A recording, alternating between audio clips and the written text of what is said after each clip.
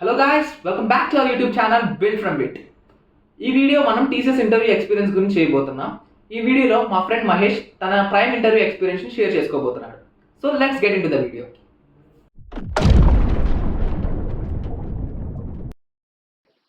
Hi Mahesh, welcome to our channel. Hi Deepak.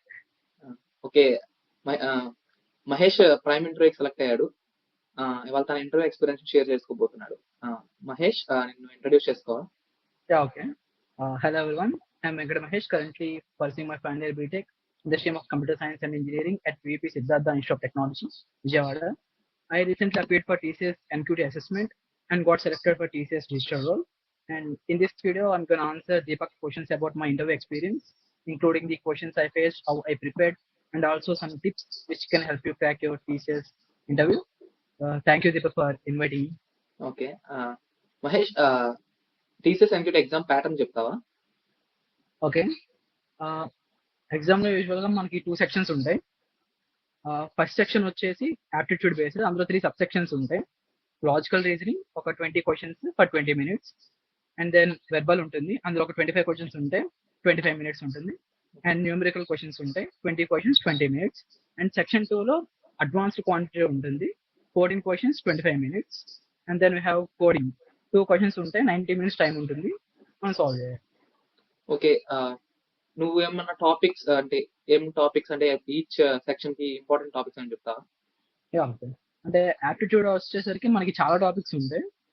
TCS NQT కంటే separate కొంచెం syllabus ఉంటుంది, but నేను ఎక్కువ చూసుకున్న టాపిక్స్ వచ్చేసి రీజనింగ్ లో syllogisms, blood relations, directions, number series ఇలాంటివి అనమాట.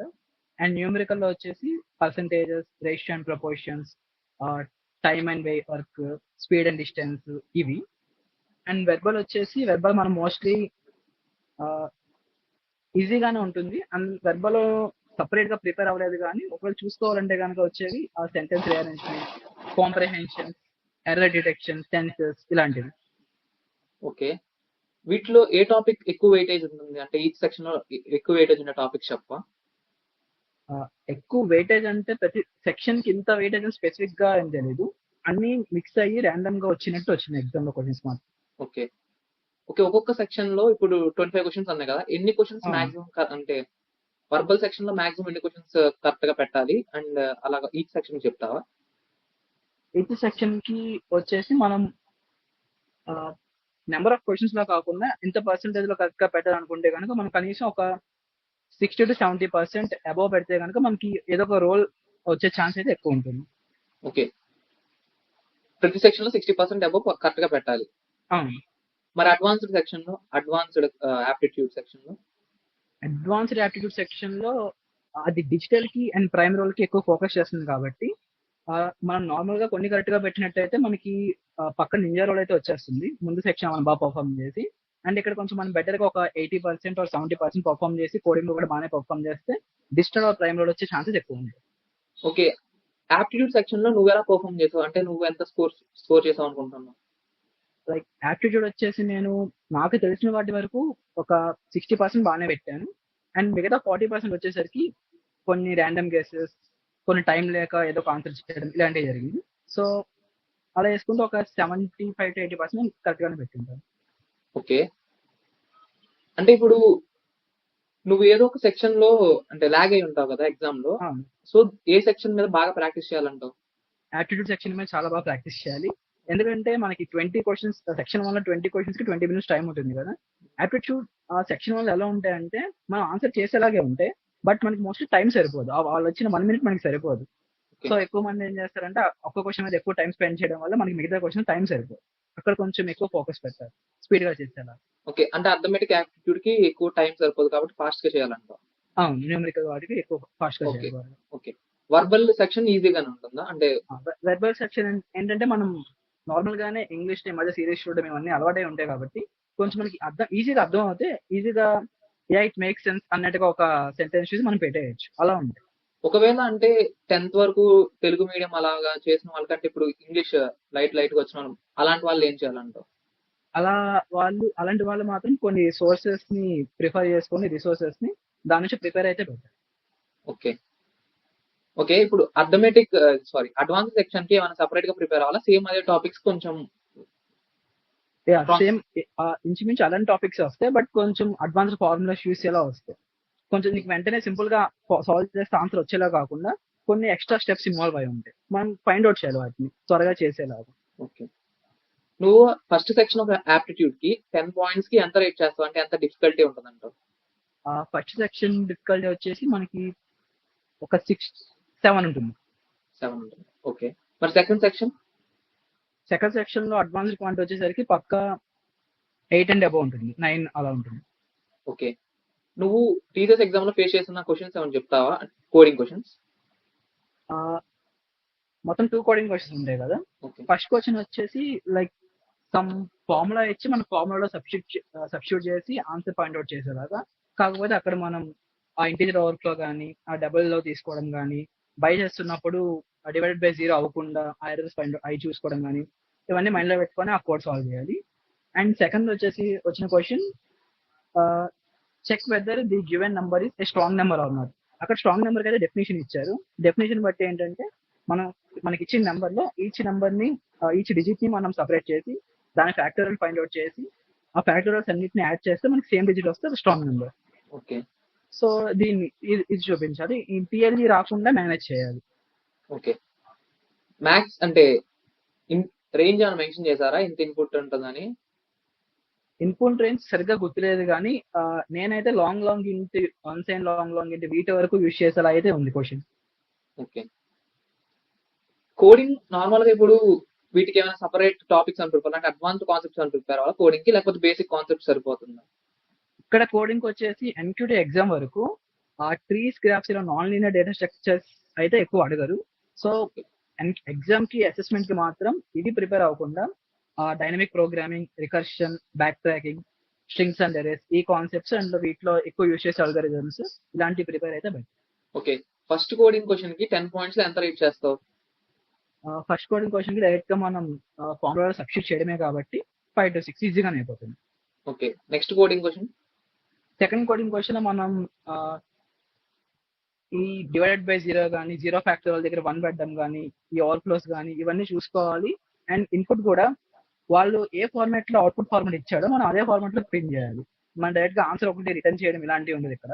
సో అవన్నీ చూసుకొని దీనికి ఒక 9 ఇవ్వచ్చు, 8 to 9. ఓకే. నువ్వు ఈ కోడింగ్ కోసం అంటే ఏ రిసోర్సెస్ ఫాలో అయ్యావు? కోడింగ్ యాక్చువల్గా నేను నా సెకండ్ ఇయర్ ఆ టైం నుంచి డిఎస్ఏ ప్రిపేర్ అవుతున్నాను, కొంచెం మంచి ప్రాడక్ట్ బేస్డ్ కంపెనీస్ టార్గెట్ చేయడానికి. And smart interviews college based program smart interviews కూడా నేను జాయిన్ అయ్యాను డిఎస్ఏ నేర్చుకోవడానికి. సో డిఎస్ఏ మీద ఆల్రెడీ కొంచెం గ్రిప్ ఉంది నాకు. ఓకే. మరి యాప్టిట్యూడ్ ఏమైనా రిసోర్సెస్ ఫాలో అయ్యావా? యాప్టిట్యూడ్ కి రిసోర్సెస్ వచ్చేసి ఎక్కువ కాకుండా ఈ ప్రిఫరెన్స్ చాలా వాళ్ళు సాల్వ్ చేసే aptitude questions and previous year aptitude questions ఏమైనా ఉంటే వాటిని చూసుకొని వెళ్ళాను. ఫార్ములాస్ చూసుకున్న ఒక బుక్. ఓకే. నీ ఎగ్జామ్ రిజల్ట్ డేట్ అంటే ఎగ్జామ్ రాసిన దానికి రిజల్ట్ కి ఎంత టైం ఉంది? ఓకే. ఇలా కాకుండా టైం లైన్ చెప్తే ఎక్కువ అర్థమవుతుంది అనుకుంటా. ఒకసారి గుర్తున్నందుకు టైం లైన్ చెప్తాను. టైం లైన్ వచ్చేసి సెప్టెంబర్ 23rd ఈ టైంలో టీసీఎస్ నెక్స్ట్ స్టెప్ లో మమ్మల్ని రిజిస్టర్ చేయించారు ఎన్క్యూటీ అసెస్మెంట్ కి. అండ్ అక్టోబర్ ఫస్ట్ వీక్ లో అయితే మాకు ఎగ్జామ్ జరిగింది. అడ్మిట్ కార్డ్ రిలీజ్ అయ్యి ఎగ్జామ్ సెంటర్ కూడా ఇచ్చాడు. అక్టోబర్ ఫస్ట్ వీక్ లో ఎగ్జామ్ రాశారు. అక్టోబర్ ఫైనల్ వీక్ లో అయితే ఏ రోల్ కి ఎవరు సెలెక్ట్ అయ్యారు అనేది మా టీపీఓ సెల్ వాళ్ళు షేర్ చేశారు మాకు results. Okay. And then November starting లో మాకు ఇంటర్వ్యూస్ డేట్స్ రిలీజ్ చేశారు. అండ్ నవంబర్ 23rd నాకు ఫైనల్ ఇంటర్వ్యూ జరిగింది. ఓకే. ఇంటర్వ్యూ అంటే నీకు ఇంటర్వ్యూ రిజల్ట్ ముందే వచ్చేసింది కదా, అంటే ఈ రోల్ కి సెలెక్ట్ అయ్యావని. సో నువ్వు ప్రిపరేషన్ ముందే స్టార్ట్ చేసావా టీసీఎస్ కి? యాక్చువల్లీ ఆ టైంలో నాకు వేరే కంపెనీకి ఇంటర్వ్యూ ఉంది. సో నేను ఆ కంపెనీ ఇంటర్వ్యూని టార్గెట్ చేస్తూ ప్రిపేర్ అయ్యాను. సో ఒక కంపెనీకి మనం ప్రిపేర్ అవుతున్నప్పుడు ఈ కోర్ సబ్జెక్ట్స్ ఇదే డిఎస్ఏ కాబట్టి మిగతా కంపెనీస్ కూడా కవర్ అవుతాయి. సో అలా చూసుకునే కనుక నేను టీసీఎస్ కొంచెం ముందే ఇంటర్వ్యూ స్టార్ట్ చేసినట్టుంది. ఓకే. ఇంటర్వ్యూ ఒకవేళ ప్రిపరేషన్ ఇంటర్వ్యూ టీసీఎస్ కి సపరేట్ గా ప్రిపేర్ అవ్వాలంటే ఏ టాపిక్స్ మీద కాన్సన్ట్రేట్ చేయాలి? టీసీఎస్ నిజంగా అయితే మన మోస్ట్లీ మన రెజ్యూమే అండ్ మన ప్రాజెక్ట్స్ వరకు ప్రిపేర్ అయితే సరిపోతుంది. And basic linear data structures prepare అయితే సరిపోతుంది. మోస్ట్ టాస్క్ జావా క్వశ్చన్స్ ఇలాంటివి చూసుకొని అయితే అయిపోతుంది. కానీ నింజా అండ్ ప్రైమ్ కి మాత్రం వాళ్ళు ఆ నింజా అండ్ ప్రైమ్ కి వచ్చే ఇంటర్వ్యూవర్స్ నుంచి digital and prime sorry digital and prime 7LP 9LP వీళ్ళ నుంచి ఏం ఎక్స్పెక్ట్ చేస్తారంటే ఎమర్జింగ్ టెక్నాలజీస్ వీళ్ళకి ఏమేమి తెలుసు, ఏ ప్రాజెక్ట్స్ మీద వర్క్ చేశారు, డిఎస్ఏ మటుకి కొంచెం అడ్వాన్స్ లెవెల్ డిఎస్ఏని అడుగుతారు. లైక్ ట్రీస్ అండ్ గ్రాఫ్స్ కూడా టచ్ చేస్తారు, వాటి మీద కూడా కొన్ని అల్గారిథమ్స్ అడుగుతారు, అవి మిమ్మల్ని పేపర్ మీద రాసి ఎక్స్ప్లెయిన్ కూడా చేయమంటారు. సో అవన్నీ ఎక్కువే ప్రిపేర్ అవ్వాల్సి వస్తుంది. డిఎస్ఏ కొంచెం కంప్లీట్ గా ప్రిపేర్ అయ్యి వెళ్ళాలి. మా ప్రాజెక్ట్స్ అండ్ క్లౌడ్ ఇలాంటి ఎమర్జింగ్ టెక్నాలజీస్ కూడా నేర్చుకునే వెళ్ళాలి. ఓకే. అంటే ఇప్పుడు ఏంటంటే పేపర్ కోడింగ్ రౌండ్ ఉంటుంది కదా, ఆ రౌండ్ మనం each and every point correct గా రాసామా లేదా చెక్ చేస్తారా, లేదంటే రఫ్ ఐడియాస్ వస్తారా? నా ఇంటర్వ్యూ ఎక్స్పీరియన్స్ వచ్చేసి వాళ్ళు నన్ను each and every line check చేశారు. లైక్ నన్ను ఒక 3 కోడింగ్ క్వశ్చన్స్ అడిగారు. ఆ ఫస్ట్ అడిగిన రెండింటికి మాత్రం each and every line check చేశారు. థర్డ్ దానికి అలా చెక్ చేయడం కుదరదు కాబట్టి చెక్ చేయలేదు అనుకుంటున్నాను నేను. ఓకే. ఫస్ట్ రెండింటికి మాత్రం each and every line check చేశారు. ఓకే. ఎక్స్ప్లెయిన్ చేయమని కూడా అడిగారు. ఓకే. ఫస్ట్ అసలు నేను ఇంటర్వ్యూలో ఏం టెక్నికల్ క్వశ్చన్స్ అడిగారు? ఓకే. ఇంటర్వ్యూలో నన్ను అడిగిన టెక్నికల్, నేను ప్రైమ్ ఇంటర్వ్యూకి సెలెక్ట్ అయ్యాను కాబట్టి ఫస్ట్ అడగగానే నా ఇంట్రో అడిగారు. ఆ తర్వాత నా రెజ్యూమే చూసి నేను చేసిన ప్రాజెక్ట్స్ అడిగారు. అండ్ ప్రాజెక్ట్స్ అంత కంప్లీట్ గా ఎక్స్ప్లెయిన్ చేయకముందే ప్రాజెక్ట్స్ మీద క్వశ్చన్స్ అడగడం స్టార్ట్ చేశారు. అండ్ దెన్ నా రెజ్యూమేలో నేను పోస్ట్ మ్యాన్ గురించి, టైల్విన్ సిఎస్ఎస్, గిట్ హబ్ ఇవి కూడా మెన్షన్ చేశాను కాబట్టి రెజ్యూమేలో ఏం మెన్షన్ చేశామో వాటన్నిటిని టచ్ చేయాలన్నట్టుగా అడిగారు మొత్తం. అండ్ దెన్ క్లౌడ్ గురించి అడిగారు. ఎమర్జింగ్ టెక్నాలజీస్ లో ఏమొచ్చో కనుక్కొని అందులో క్లౌడ్ గురించి అడిగారు నన్ను. అండ్ దెన్ అసలు ఎమర్జింగ్ టెక్నాలజీస్ అంటే ఏంటి ఇలాంటి క్వశ్చన్స్ కూడా అడిగారు. అండ్ టీసీఎస్ డిబిఎంఎస్ లో మోస్ట్లీ జాయింట్స్ మీద ఎక్కువ ఫోకస్ చేస్తారు. సో వాళ్ళు నన్ను జాయింట్స్ మీద క్యూరీ ఇచ్చి దాన్ని సాల్వ్ చేయమని చెప్పారు. And then did that. ఆ తర్వాత ఒక 3 కోడింగ్ క్వశ్చన్స్ ఇచ్చారు. అవి సాల్వ్ చేసిన తర్వాత నా టెక్నికల్ రౌండ్ అనేది కంప్లీట్ అయింది. ఓకే. ఇప్పుడు నిన్ను కోర్ సబ్జెక్ట్స్ లో నుంచి డిబిఎంఎస్ నుంచి అడిగారు అన్న, ఓఎస్ అవును. నెట్వర్కింగ్ నుంచి ఏం అడగలేదా? లేదు, నన్ను ఓఎస్ నెట్వర్కింగ్ ఆ పార్ట్ అయితే టచ్ చేయలేదు. డిబిఎంఎస్ లో ఈ క్యూరీస్ గురించి ఇంకా మిగతా క్లౌడ్ గురించి వీటి గురించి అడిగారు. ఓకే. అంటే ఇప్పుడు డిజిటల్ గానీ ప్రైమ్ గానీ సెలెక్ట్ అయితే వాళ్ళు మెయిన్ గా ఎమర్జింగ్ టెక్నాలజీ మీద ఫోకస్ చేస్తారన్నమాట. అవును, ఎమర్జింగ్ టెక్నాలజీస్ లో కనీసం ఒకటైనా వాళ్ళు పక్కా ఎక్స్పెక్ట్ చేస్తారు ఎంప్లాయీస్ నుంచి, రిక్రూట్ చేసుకునే వాళ్ళ దగ్గర నుంచి. ఒకవేళ ఎమర్జింగ్ టెక్నాలజీస్ మీద అసలు ఐడియా లేని వాళ్ళు, అంటే జస్ట్ కోడింగ్ మీద కానీ ఆప్టిట్యూడ్ మీద కానీ ఫోకస్ చేసిన వాళ్ళు ఏం చేయాలి? వాళ్ళు ఈ ఎమర్జింగ్ టెక్నాలజీస్ ఎవరో ఒకరు ఏదో ఒక ప్రాజెక్ట్ లో ఎక్కడో చోట యూస్ చేసే అవసరం వస్తుంది. లైక్ మనం ప్రాజెక్ట్ క్లౌడ్ యూస్ చేసుకోవచ్చు, ఎంఎల్ ఎక్కడైనా యూస్ చేయొచ్చు, జెనై యూస్ చేసుకోవచ్చు. సో వీళ్ళు ఇలాంటివి యూస్ చేసి ఏదైనా ప్రాజెక్ట్ చేసినా అది చేయకుండా వీటి మీద ఏమైనా కోర్సెస్ చేసినా వాటిని మెన్షన్ చేసి కొంచెం ఆ ఎక్స్పీరియన్స్ హైలైట్ చేసుకుంటే బెటర్. ఓకే. అంటే ఎమర్జింగ్ టెక్నాలజీస్ లో ఏదో ఒక ఫీల్డ్ లో టచ్ ఉంటే సరిపోతుంది. కనీసం ఒకటైనా ఉండాలి. అన్ని తెలిసినట్టుగా మాట్లాడితే కూడా పర్లేదు, కనీసం ఒకదాని మీద ఎక్కువ గ్రిప్ ఉండాలి మనకు. ఓకే. నిన్ను దేని మీద అడిగారా ఎమర్జింగ్ టెక్నాలజీస్ లో? నేను actually Google dapper student clubs లో క్లౌడ్ డొమైన్ మాస్టర్ నేను. సో అది కూడా మెన్షన్ చేశాను. నీకు ఏమొచ్చు అంటే నాకు క్లౌడ్ గురించి ఎక్కువ ఇంట్రెస్ట్ ఉందని చెప్పా. సో నన్ను క్లౌడ్ మీద క్వశ్చన్స్ అడిగారు వాళ్ళు. ఓకే. నిన్ను క్లౌడ్ మీద అడిగిన క్వశ్చన్స్ షేర్ చేసుకుంటావా? ఫస్ట్ నా క్లౌడ్స్ లో ఏ క్లౌడ్ వచ్చి అడిగారు. నేను I'm okay with AWS cloud అని చెప్పాను. ఆ తర్వాత ఏడబ్ల్యూఎస్ క్లౌడ్ లో నేను ఒక సర్వర్ ని డిప్లాయ్ చేశాను. బట్ ఆ సర్వర్ క్రాష్ అయిపోయింది. దీనికి ఇలా జరగడానికి పాసిబుల్ రీజన్స్ ఏంటి అని అడిగారు. అండ్ దెన్ నేను పాసిబుల్ రీజన్స్ ఎక్స్ప్లెయిన్ చేశాను. ఆ తర్వాత ఒకసారి అలాంటి సర్వర్స్ ఎలా డిప్లాయ్ చేయాలి, ఆ కోడ్ కాన్ఫిగరేషన్ ఎలా చేయాలి, ఇవన్నీ లైన్ గా చెప్తావా అంటే, డిప్లాయ్ చేయడం అనేది మనం డైరెక్ట్ గా జిఐ యూస్ డిప్లాయ్ చేయొచ్చు కాబట్టి ఆ కాన్ఫిగరేషన్ సెట్టింగ్స్ అంత పర్టికులర్ గా గుర్తులేవు. సో బేసికల్ గా ఈ థియరీ పార్ట్ ఇదంతా వచ్చు అని చెప్పాను. ఓకే. చాలా వరకు టెక్నికల్ ఇంటర్వ్యూస్ లో వాళ్ళు గిట్ గురించి అడుగుతారు. నిన్ను గిట్ అవును. గురించి ఏమైనా క్వశ్చన్స్ అడిగారా? నన్ను గిట్ గురించి సపరేట్ గా క్వశ్చన్స్ ఏం అడగలేదు. నేను మెన్షన్ చేసిన ఆ గిట్ గురించి అడుగుతారు అనుకున్నాను కానీ అడగలేదు. బట్ అడిగితే కనుక నార్మల్ గా నా ఫ్రెండ్స్ అయితే ఈ బేసిక్ గిట్ హబ్ కమాండ్స్ అడిగారు. బ్రాంచ్ చేంజ్ ఎలా చేయాలి, పుల్ రిక్వెస్ట్ ఎలా యాక్సెప్ట్ చేయాలి, ఇలాంటివన్నీ అడిగారు. ఓకే. నార్మల్ గా ఏంటంటే గిట్ కమాండ్స్ యూజ్ చేయకుండా జియూఐ యూజ్ చేస్తే జియూఐ యూజ్ చేస్తామని చెప్పిన వాళ్ళని మాక్సిమం రోల్ డిగ్రేడ్ చేయడం కానీ లేదంటే రోల్ సెలెక్ట్ చేయడం కానీ జరుగుతుంది. అవును, దాన్ని బట్టి ఏమంటావు? యాక్చువల్ గా మనకి ఇచ్చే సిస్టమ్స్ లో ఒక్కోసారి మనం రిమోట్ గా వర్క్ చేస్తాం కదా. సో అలాంటప్పుడు మనకి జిఐ ఆప్షన్ ఉండదు. సో వాళ్ళు మోస్ట్లీ ఎక్స్పెక్ట్ చేస్తారంటే కమాండ్ లైన్స్ యూస్ చేసి అలాంటి చిన్న చిన్న టాస్క్ అయినా కమాండ్ లైన్ యూస్ చేసి ఎక్స్పెక్ట్ చేస్తారు. సో మనం డైరెక్ట్ గా ఇచ్చిన ఫ్యూచర్స్ మీద డిపెండ్ అవ్వకుండా మనకి కొంచెం కంటెంట్ వచ్చు అన్నట్టుగా మనం ఈ కమాండ్స్ నేర్చుకుని వెళ్తే బెటర్. పక్క కమాండ్ గిట్ హబ్ గురించి అడిగితే కనుక పక్క కమాండ్స్ గురించి అడుగుతారు. నిన్ను డిబిఎంఎస్ లో ఏం క్వశ్చన్స్ అడిగారు?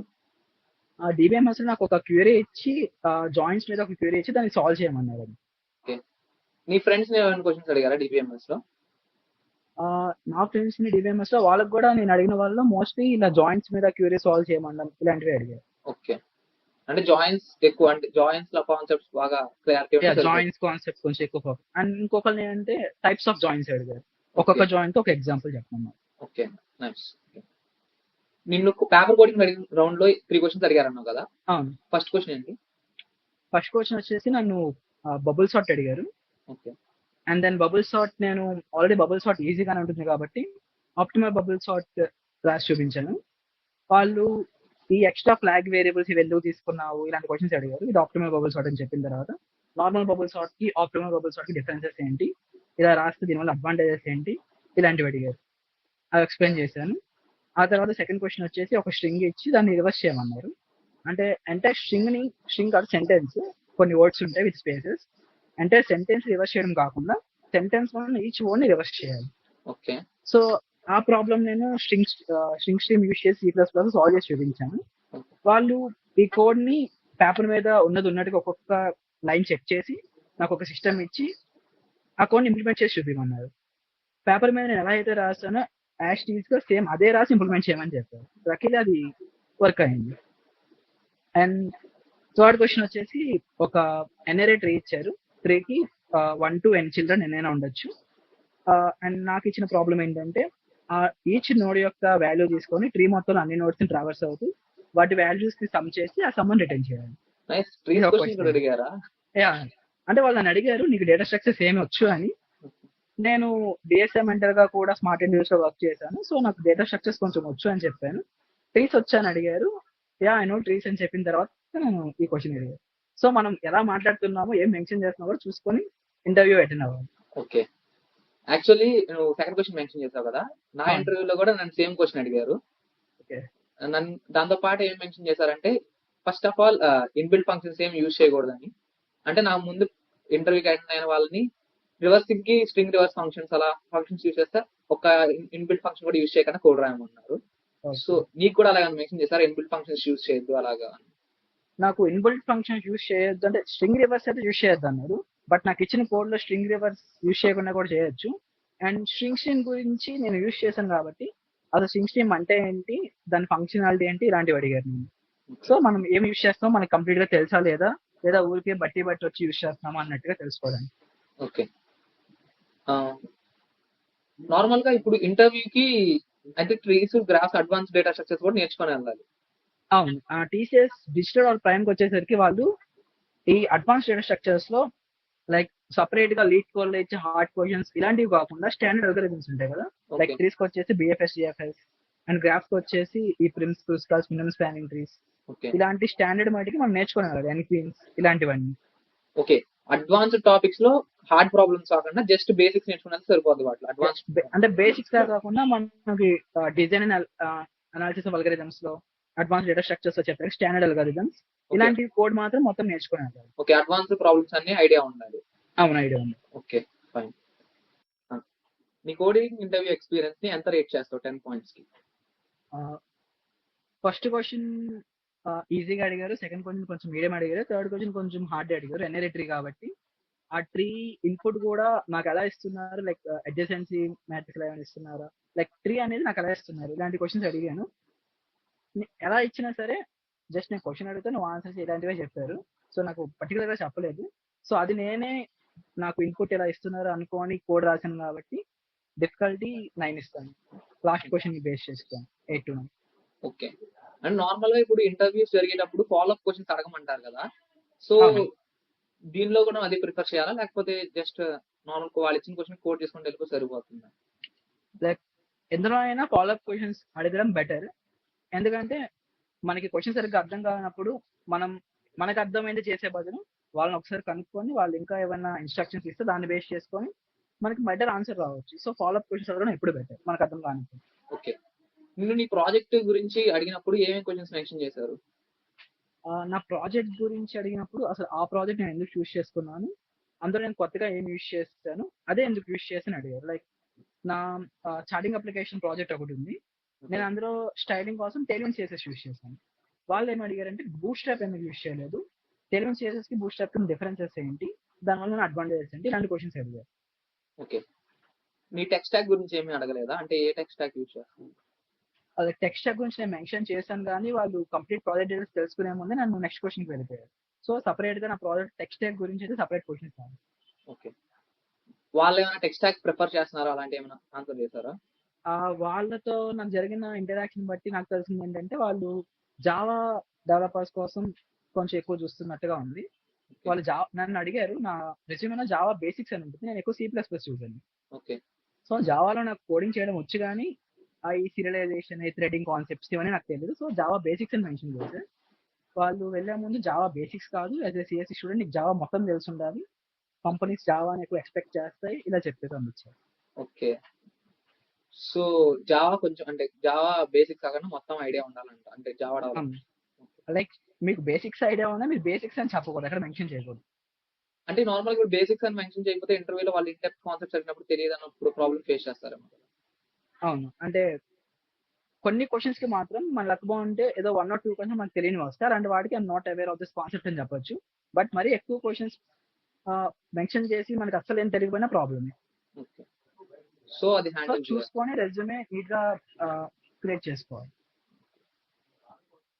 ఇంకా టెక్ స్టాక్ మీద ఏం క్వశ్చన్స్ పడ్డాయంటే ఇంకా అంతేనా, టెక్నికల్ స్టాక్ మీద ఇంకా ఈ టెలివిజన్ CSS బూట్ స్ట్రాప్స్ మీద కొంచెం ఎక్కువ ఫోకస్ చేశారు. ఓకే.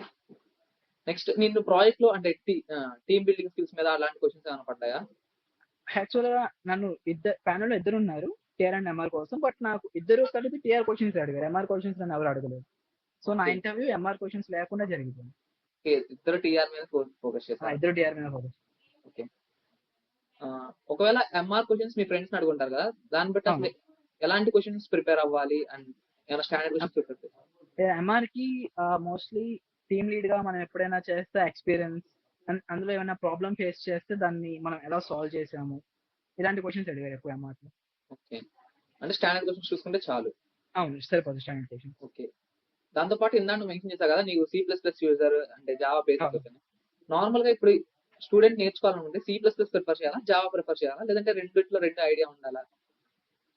యాక్చువల్లీ నా విషయం ఏమైందంటే నేను ఫస్ట్ C నేర్చుకున్న తర్వాత నాకు కొంచెం DSA చేయాలని ఎక్కువ ఇంట్రెస్ట్ ఉంది. సో DSAకి మనకు ఒక ఆబ్జెక్ట్ ఓరియంటెడ్ కావాలి కాబట్టి అలాంటి ప్రోగ్రామింగ్ లాంగ్వేజ్ C నుంచి ఈజీగా స్విచ్ అవ్వడానికి ఏముంది అని నేను C++ చూస్ చేసుకున్నాను. అండ్ మాకు కరికులంలో కూడా ఫస్ట్ C++ నేర్పించారు. సో అందుకు నేను C++కి వెళ్ళాను. నార్మల్గా అయితే బేసిక్స్ ఏం తెలియదు, ఏదో ఒక ప్రోగ్రామింగ్ లాంగ్వేజ్ నేర్చుకుంటున్నాం ఫస్ట్ ఇదే అనుకుంటే కనుక C++, జావా రెండిట్లో దేనైనా చూస్ చేసుకోవచ్చు. జావా చూస్ చేసుకొని ఇలా ఫుల్ స్టాక్ వైపు వెళ్ళొచ్చు, C++ చూస్ చేసుకొని DSA కూడా చేయొచ్చు, ఏదైనా చూస్ చేసుకోవచ్చు. ఓకే. మరి పైథాన్ వాళ్ళ పరిస్థితి అండి, పైథాన్ నేర్చుకోవాలి. నాకు తెలిసిన ఫ్రెండ్స్ కొంతమంది పైథాన్ లో కూడా DSA చేస్తారు, బట్ పైథాన్ లో నేను మెంటరింగ్ చేసినప్పుడు ఎక్కువ మంది స్టూడెంట్స్ దగ్గర చూసిన ప్రాబ్లం ఏంటంటే వాళ్ళే రాసిన టైం కాంప్లెక్సిటీస్ ఎక్స్ప్లెయిన్ చేయలేకపోయారు వాళ్ళు. సో మనకి మన కోడ్ లో టైం కాంప్లెక్స్ ఎంత అవుతుంది, ఒక్కొక్కటి వర్క్ ఎలా అవుతుంది మనకి సరిగ్గా ఎక్స్ప్లెయిన్ చేయడం తెలిస్తే పైథాన్ లో కూడా మనం సింపుల్ గా సాల్వ్ చేసుకోవచ్చు, పైథాన్ చూస్ చేసుకోవచ్చు. ఓకే. టిఆర్ నుంచి హెచ్ఆర్ రౌండ్ కి మధ్యలో ఏమైనా గ్యాప్ ఉందా, లేదంటే డైరెక్ట్ గా హెచ్ఆర్ పంపించారా? నార్మల్ గా ఈ టీసీఎస్ ఆన్ క్యాంపస్ జరిగినప్పుడు TR రౌండ్ అయిపోయిన తర్వాత మనకు 5 minutes బయట వెయిట్ చేయమని చెప్తారు. వెయిట్ చేసిన తర్వాత ఈ మధ్యలో మనకి కాల్ వస్తే మనం హెచ్ఆర్కి నెక్స్ట్ వీక్ సెలెక్ట్ అయినట్టు హెచ్ఆర్కి, లేదంటే మనం సెలెక్ట్ అవ్వనట్టు. నా విషయం ఏమైందంటే హెచ్ఆర్ కొంచెం బిజీ ఉన్నారు, సో నాకు ఒక 20 minutes వరకు నేను బయట వెయిట్ చేశాను. తర్వాత హెచ్ఆర్ పని కంప్లీట్ అయిపోయిన తర్వాత అప్పుడు నన్ను హెచ్ఆర్ దగ్గర పంపించాను. బట్ మనకి ఒక 5 minutes లో అయితే తెలుస్తుంది మనం హెచ్ఆర్ దగ్గరికి వెళ్తామా లేదా ఇంటర్వ్యూ ఆ రౌండ్ లో ఫెయిల్ అయిపోయామా అని. నేను హెచ్ఆర్ ఏమేమి క్వశ్చన్స్ అడిగారు? నన్ను హెచ్ఆర్ వచ్చేసి ప్రీవియస్ రౌండ్ ఎలా పర్ఫామ్ చేసామని అడిగారు, I said it good. And తర్వాత నేను వేర్ ఆర్ యూ ఫ్రమ్ అని ఇలాంటి స్టాండర్డ్ క్వశ్చన్స్ అడిగారు. అండ్ నేను ఏ టెక్నాలజీస్ మీద నాకు ఇంట్రెస్ట్ ఉంది ఈ క్వశ్చన్ అడిగారు. అండ్ దెన్ ఇంటర్న్షిప్స్ ఏమైనా చేస్తే నా ఇంటర్న్షిప్ ఎక్స్పీరియన్స్ గురించి అడిగారు. అండ్ ఆల్సో ఏం అడిగారంటే నన్ను నా రెజ్యూమేలో కోడ్ చెఫ్ లో నాకు ఈ ర్యాంక్ వచ్చింది ఇలాంటి మెన్షన్ చేశారు కాంటెస్ట్ లో. సో వాళ్ళు ఏమడిగారంటే అసలు కోడ్ చెఫ్ కి టీచర్స్ వాళ్ళు కండక్ట్ చేసే కోడ్ వీటా ఇలాంటి ప్రోగ్రామ్స్ మధ్య డిఫరెన్స్ ఏంటి, నేను అన్నిట్లో పార్టిసిపేట్ చేస్తున్నానా లేదా, ఇలాంటి క్వశ్చన్స్ అడిగారు. అండ్ నెక్స్ట్ కోడ్ వీటాకి నేను రిజిస్టర్ అయ్యో లేదో కనుక్కొని ఆల్ ది బెస్ట్ చెప్పి పంపించాను. ఓకే. నార్మల్గా నీకు టీఆర్ రౌండ్ కి ఎంత టైం పట్టింది, హెచ్ఆర్ రౌండ్ కి ఎంత పట్టింది? టీఆర్ రౌండ్కి నాకు 35 to 45 minutes పట్టింది అండ్ హెచ్ఆర్ రౌండ్కి 10 minutes పట్టింది. ఓకే, 40 minutes పట్టిందా? Yeah, నార్మల్ గా టీఆర్ రౌండ్ అనేది ఎలిమినేషన్ రౌండ్ కదా, హెచ్ఆర్ రౌండ్ కూడా ఎలిమినేషన్. అది మనం మోస్ట్లీ హెచ్ఆర్ రౌండ్ వరకు మనం వెళ్ళామంటే సెలెక్ట్ అయిపోయినట్టే అనుకోవచ్చు. బట్ ఎవరైనా అల్లకి ఉంటే హెచ్ఆర్ రౌండ్ లో కూడా ఎలిమినేట్ చేయొచ్చు హెచ్ఆర్ అడిగే క్వశ్చన్స్ బట్టి. ఓకే, సో హెచ్ఆర్ రౌండ్ లో కూడా జాగ్రత్తగా ఉండాలి. యా, హెచ్ఆర్ కి స్టాండర్డ్ క్వశ్చన్స్ ప్రిపేర్ అయ్యేది సరిపోతుంది అయితే. అవును. నార్మల్ గా హెచ్ఆర్ కూడా కొన్ని స్టాండర్డ్ క్వశ్చన్స్ అడగాలి. బట్ మనం ప్రీవియస్ రౌండ్ పర్ఫార్మెన్స్ బాగా ఉంటే కనుక వాళ్ళు కూడా ఎక్కువ టైం స్పెండ్ చేయరు. ఎందుకంటే ఆల్రెడీ తీసేసుకుందాం, మనం రిక్రూట్ చేసుకుందాం అనుకుంటారు కాబట్టి ఎక్కువ టైం వేస్ట్ చేసుకోరు. బట్ మన మీద ఇంకా డౌట్ ఉంటే కనుక హెచ్ఆర్ కూడా కొన్ని క్వశ్చన్స్ అడుగుతారు. ఓకే, నీకు హెచ్ఆర్ రౌండ్ ఎంతసేపు జరిగింది? 5 to 10 minutes జరిగింది. 5 to 10 minutes. ఓకే, నార్మల్ గా ఇంటర్వ్యూ ఎక్స్పీరియన్స్ మొత్తాన్ని బేస్ చేసుకొని టీసీఎస్ ఇంటర్వ్యూ హార్డ్ గా ఉంటాయా, మీడియం ఉంటాయా, ఈజీగా ఉంటాయా? ఓకే, ఈ క్వశ్చన్ కి ఇంకో ఆన్సర్ చేయొచ్చు. టీసీఎస్ నింజా ఇంటర్వ్యూస్ ఈజీగా ఉంటాయి Okay. And TCS digital prime వచ్చేసి హార్డ్ గా ఉంటాయి. ఎందుకంటే మనం ఎంత కష్టపడి ప్రైమ్ రోల్ కి సెలెక్ట్ అయ్యి మనం అన్ని ఆన్సర్ చేసినా వాళ్ళు ఏదో ఒకటి రెండు చూసుకొని మనకి డిజిటల్ రోల్ అవ్వడం కానీ అలా డౌన్గ్రేడ్ చేస్తారు. So Okay. మనం కంప్లీట్ గా మన బెస్ట్ పర్ఫామ్ చేసి ఎక్కడ వాళ్ళకి ఏ మిస్కన్వీనియన్స్ చూపించకుండా ఉంటే అప్పుడు కానీ మనం వెళ్ళిన రోజు మనం సెలెక్ట్ చేయాలి. ఓకే, సో మిగతా సర్వీస్ బేస్డ్ కంపెనీస్ తో కంపేర్ చేసుకుంటే టీసీఎస్ ఇంటర్వ్యూస్ కొంచెం హార్డ్ గానే ఉంటాయి. Okay, normal service based companies కానీ టీసీఎస్ ఇంటర్వ్యూస్ హార్డ్ గా ఉంటాయి. ఓకే, నేను గమనించానంటే మా ఫ్రెండ్స్ ఇంటర్వ్యూ కట్టిన వాళ్ళు డైరెక్ట్ డిజిటల్ గా ఇంటర్వ్యూ కట్టిన వాళ్ళు డైరెక్ట్ గా డిగ్రేడ్ చేయడం కానీ లేదంటే టెక్నికల్ రౌండ్ తర్వాత ఎలిమినేట్ రౌండ్ కానీ జరిగింది డైరెక్ట్ గా డిజిటల్ తర్వాత. సో ఒకవేళ ఒక స్టూడెంట్ ఆ టైంలో కనుక అంటే ఇంటర్వ్యూలో నేను చాలా మంది ఫేస్ చేసింది ఏం చెప్పారంటే నాకు మేనేజరల్ రౌండ్ చాలా టఫ్ గా ఉంది, మేనేజర్ కావాలనే మమ్మల్ని అంటే కోపం తెచ్చేటట్టు కావాలని క్వశ్చన్స్ అడుగుతున్నారు అన్నట్టు చెప్పారు. సేమ్ నీకు అలాంటి ఏమైనా జరిగిందా లేదంటే మీ ఫ్రెండ్స్ జరిగిందా? లైక్ నా విషయంలో వచ్చేసి నేను సెకండ్ స్ట్రింగ్ ది క్వశ్చన్ రాసి చెప్పాను కదా, ఇంటర్వ్యూ నాతో ఏం చెప్పాడంటే ఈ క్వశ్చన్ వర్క్ అవ్వదు, ఈ కోడ్ అసలు వర్క్ అవ్వదు అన్నారు. సో నేనేం చెప్పానంటే యాక్చువల్లీ అది వర్క్ అవుతుంది, నాకు ఆ స్ట్రింగ్ మీద వీటి మీద కొంచెం ఐడియా ఉంది, వర్క్ అవుతుంది అని చెప్పాను. అప్పుడు వర్క్ అవ్వదని ప్రూవ్ చేయాలన్నట్టుగా నాకు ఒక ల్యాప్టాప్ ఇచ్చి ఒక ఇన్పుట్ ఇచ్చి ఈ కోడ్ ఎగ్జాక్ట్ గా లెటర్ టు లెటర్ ఇదే టైప్ చేయాలి, ఇది వర్క్ అవుతుంది లేదో నాకు చూపించి అని చెప్పారు. ఓకే, సో ఆ టైంలో కనుక అది వర్క్ అవ్వకుండా ఉండుంటే నేను కూడా టీఆర్ రౌండ్ ఎలిమినేట్ అయిపోయి ఉండేవాడిని.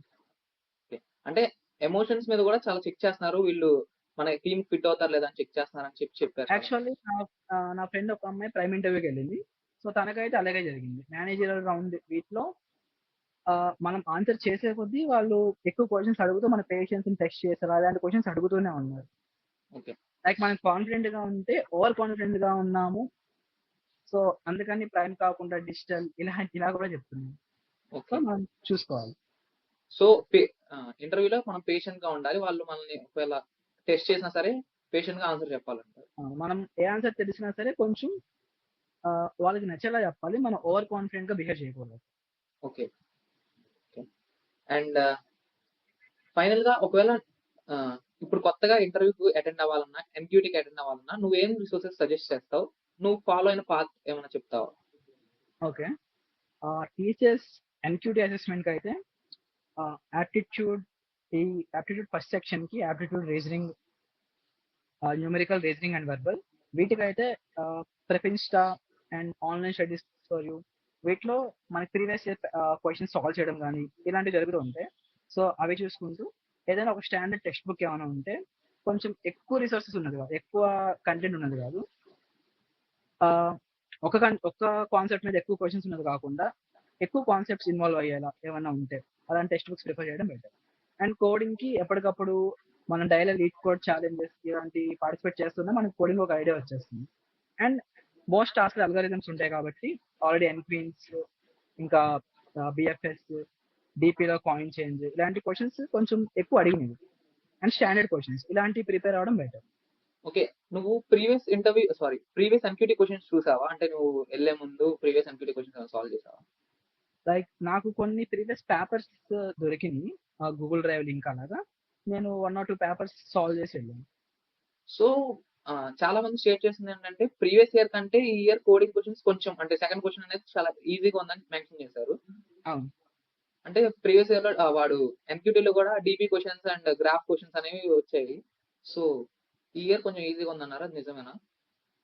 నేను విన్న దాన్ని బట్టి అయితే అది నిజమే. అండ్ మాకు ఎన్క్యూటీ ఒకసారి జరిగింది కదా, ఒక డేట్ లో జరిగింది. అండ్ ఇంకో బ్యాచ్ కి ఇంకో డేట్ లో జరిగింది ఎన్క్యూటీ. వాళ్ళకి వచ్చిన సెకండ్ క్వశ్చన్ కొంచెం మా సెకండ్ క్వశ్చన్ కంటే కొంచెం డిఫికల్ట్ గా అనిపించింది.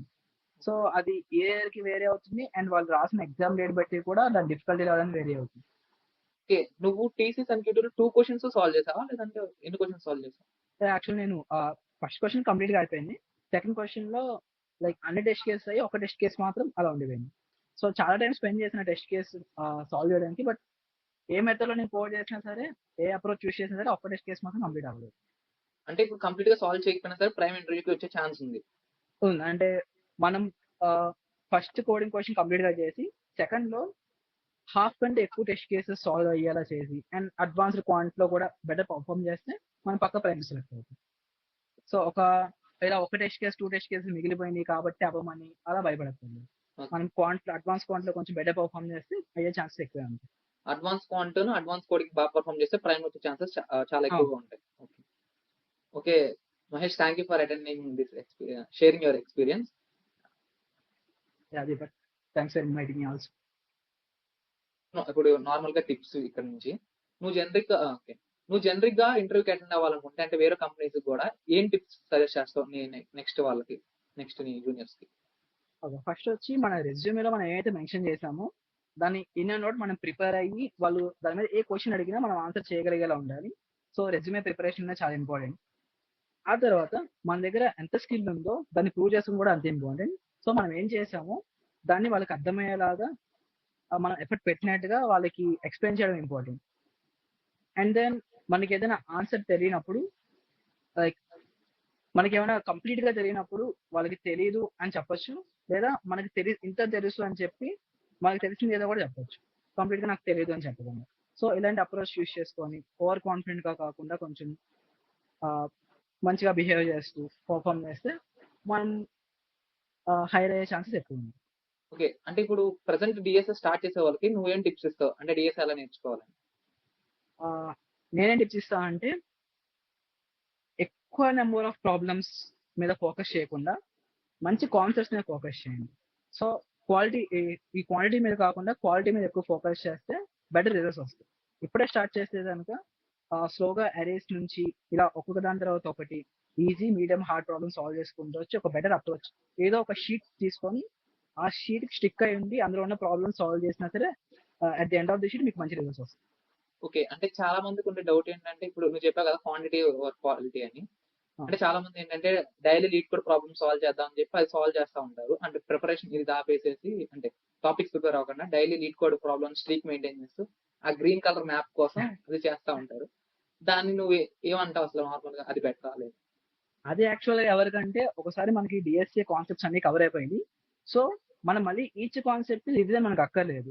మనం ఎంత నేర్చుకున్నామో మనం జస్ట్ ట్రై చేసుకోవాలి కాబట్టి, అండ్ మనకి టచ్ పోకూడదు కాబట్టి డైలీ ఛాలెంజ్ సాల్వ్ చేసుకోవచ్చు, టైం తక్కువ ఉంటుంది. అంతేగాని మనం అన్ని కాన్సెప్ట్స్ మనకి కంప్లీట్ గా రాకుండా ఊరికే డైలీ ఛాలెంజ్ ఒకటే సాల్వ్ చేస్తా అంటే కనుక అది ఇంటర్వ్యూస్ కి అయితే అది సరిపోదు.